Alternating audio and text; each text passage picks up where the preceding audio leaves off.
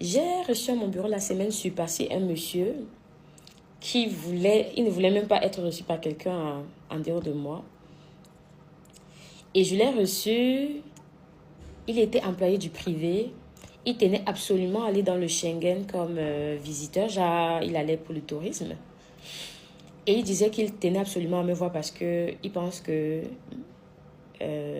en lui donnant des astuces, en échangeant avec moi, il sera plus rassuré et il aura beaucoup plus de motivation personnelle à déposer son dossier. Il avait tellement peur d'avoir un refus, il ne voulait vraiment pas qu'on lui refuse le visa. Il est venu là, c'était un monsieur très sympa, très gentil et tout. Je lui ai dit qu'il n'y a pas de problème et tout. Il a demandé ça coûte combien et tout. Et que non, c'est pas payant. C'est pas payant du tout. Le consulting à Level Up est gratuit. Alors on a échangé. Il avait déjà pris son rendez-vous en ligne. On a échangé parce que c'était plus Schengen. On a échangé, on a travaillé son dossier. Je lui ai cité certains éléments qu'il n'y avait pas. Parce que la semaine d'avant, j'avais reçu une dame qui, elle, m'avait présenté son dossier. Elle a eu 4 refus. Dans son dossier, elle a un truc de numéro de contribuable qui atteste qu'elle est chef d'entreprise. Sur son passeport, c'est écrit ménagère. Quand on tape son numéro de contribuable, on voit inexistant. Vous croyez que parce que vous avez pondu un document, ça vous rend crédible? Non. Je lui dis que, mais madame, il y a trop d'incohérences. Et maintenant, je me rends compte que lors de son dernier refus de visa, elle avait fait appel. Donc, elle avait fait recours en disant que vraiment désolée, voilà la preuve que je suis travailleur.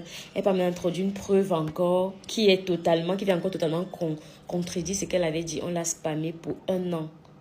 Je pense que c'était 1 an. Elle ne pouvait plus faire des demandes dans le Schengen.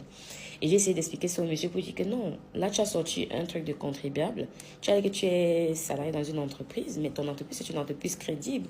Je pense qu'en prenant une demande de telle chose auprès de ta RH, de la RH de votre entreprise, et d'associant comme ça, en associant pas seulement les bulletins de paye, mais y associer également des justificatifs de traçabilité bancaire et tout. Bref, on a échangé, on a amélioré son dossier. Et le monsieur est revenu me dire qu'il a eu le visa. J'étais tellement contente. J'étais tellement contente parce que la quantité, le taux de refus qu'il y a dans le Schengen peut pousser à croire que c'est pas possible d'avoir le visa pour le Schengen. C'est totalement possible. Les gens obtiennent leur visa chaque jour. D'accord, tu peux avoir un refus. Ça ne veut pas forcément dire que c'est la fin, non. Après, tu peux toujours avoir le visa par d'autres canaux. D'accord? L'ambassade ne te donnera jamais le motif exact de ton refus.